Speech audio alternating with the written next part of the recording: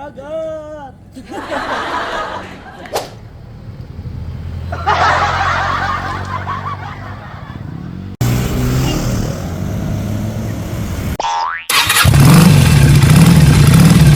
Ngayong araw nga guys ay maaga nga akong nagising dahil ngayon nga yung araw na magdidinggalan nga kami. Eto nga, tire-ready ko na nga si PG1 at siya nga ang gagamitin ko nga ngayong araw. Dumating na nga rin yung isa kong kasama, eto na nga si Julius, yung pinakamatangkad naming kasama. Ayan nga at muntik pang mauntog. Eto nga at nandito na nga rin yung iba naming kasama sa labas. Eto nga si Luge, si Paring Palma, yung kaibigan ni Paring Palma at si Ivan.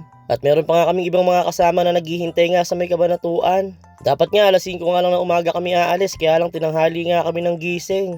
Nanggaling pa kasi kami sa tugtugan kagabi, kaya nga hindi kami agad nakagising ng maaga. Eto nga, tumalis na nga rin kami agad nang hindi nga kami tanghaliin sa daan.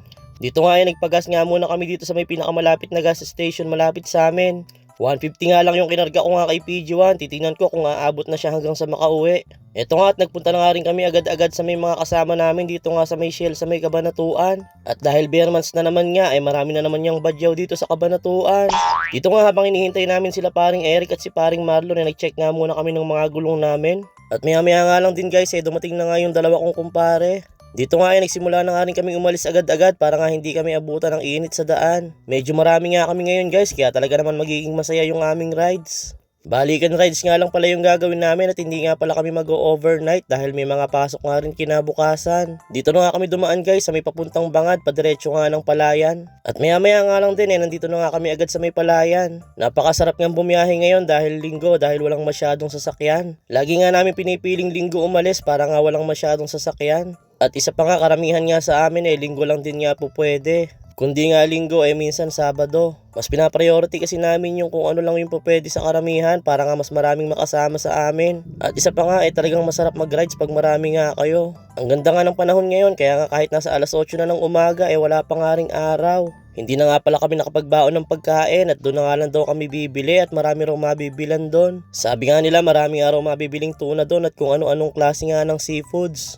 Dapat nga sa Gabaldon lang kami magpupunta, kaya lang naisip nga namin parang masyadong malapit. Kaya nga nag-decide na nga kaming idiretso na nga sa Dinggalan. Nagbaon na nga rin kami ng mga damit namin at maliligo na nga rin kami sa dagat. Pag pumunta ka nga ng Dinggalan kailangan niya maligo ka sa dagat para masulit mo nga yung pagpunta doon. Nakakapagod din kasi kung pagpunta mo nga doon babalik nga din kayo agad-agad. Kung wala nga lang kaming mga gagawin kinabukasan magi-stay kami ng magdamag doon. Kaso hindi nga pwede, kaya sa hapon uuwi nga rin kami. Pero kung magkakaroon nga ng pagkakataon sa susunod nga itatry nga namin mag-overnight. Balak nga namin sa susunod na puntahan doon nga sa may Kasiguran. Palagay ko doon makakapag-overnight na nga kami. Masarap din kasi mag-stay sa mga dagat lalo na pag inaabot nga kayo ng gabi. Napakasarap nga sa pakiramdam. At ang sarap ng pagmasdan ng paligid. Maya-maya nga lang guys nandito na nga kami sa may bayan ng Laur. At after nga ng Laur Gabaldon na nga ang susunod. Napakaganda nga ng kalsada dito sa may Laur, dire-diretso nga lang. At tuminto nga muna kami dito sa may tulay para nga mag-picture-picture nga muna ng konti at makapagpahinga na din. Tuwang-tuwa nga dalawang pamangkin ni Julius at naisama nga silang dalawa. Dito nga naghanap nga muna kami ng makakainan namin, kaya kami nagpahinga muna, nagtingin-tingin kami sa gilid-gilid. Sabi nga ni Julius may masarap nga lugawan nga dito. At doon nga dumiretso na nga kami sa sinasabi ni Julius na lugawan. Eto at nandito na nga kami sa may lugawan. Makikita nyo nga to guys, pagkayari nga lang ng tulay doon sa may Laur, eto na nga agad yung bubungad sa inyo. Hindi nga lang lugaw yung meron dito, meron nga rin daw silang mami at kung ano-ano pa. Eto nga at eto na in-order namin lugaw at yung iba nga namin kasama mami nga yung in-order. Eto talaga yung pinakapanalong pagkain pagka umaga. Ito nga rin yung paboritong kinakain ng mga riders dahil ito nga lang yung pinakamarami mong makikita sa kalsada. Dapat nga magkakapilang kami, kaya lang nakaramdam na nga kami ng gutom, kaya mas pinili na nga lang namin kumain. Nagpahinga nga lang muna kami ng konti at maya-maya nga aalis na nga rin kami agad-agad.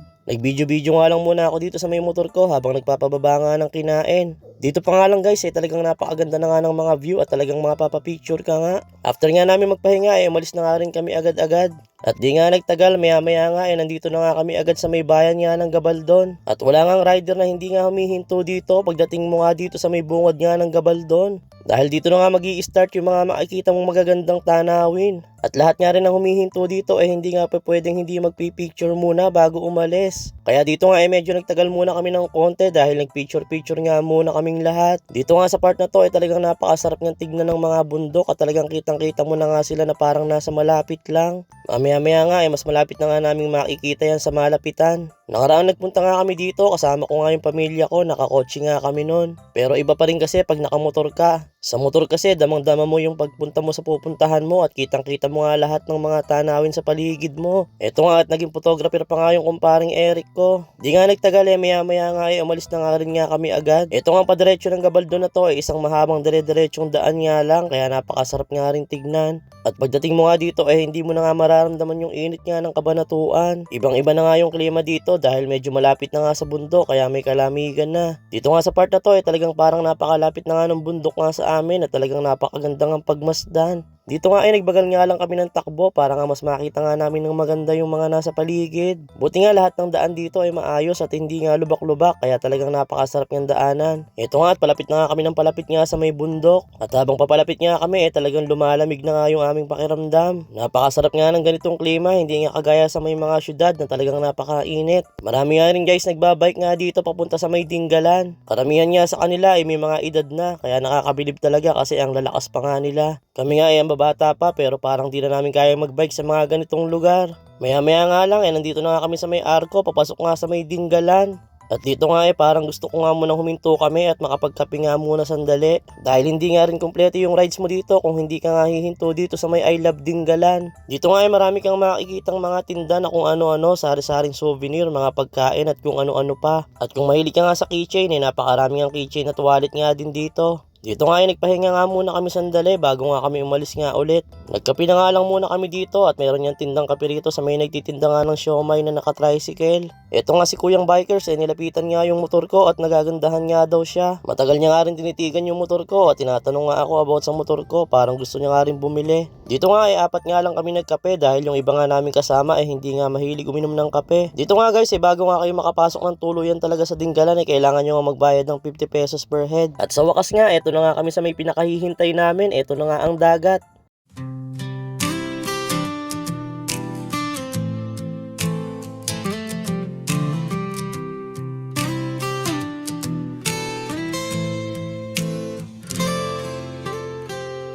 Biyahe na naman, gulong ay umiikot.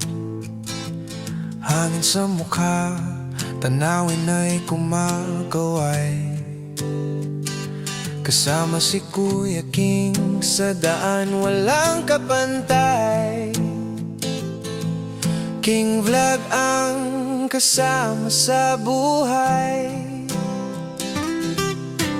Food trip sa daan, simpleng kasayahan. Motovlog na kwento, bawat araw may laman. Bandgig sa gabi, musika'y buhay. King Vlog ang kasama, tara na ride tayo guys. Kuya King Ride, sama ka na. King Vlog ang kwento, dami ng ganda. Kuya King Rides, tara na. King Vlog ang kasama, ala-alay kay saya.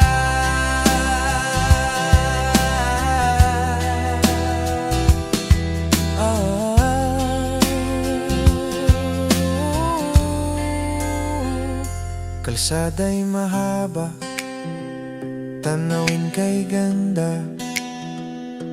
Relax lang, enjoy sa bawat minuto. Sa King Vlog makikita tunay na ligaya. Ride lang ng ride, sama-sama. Kuya King Ride, sama ka na.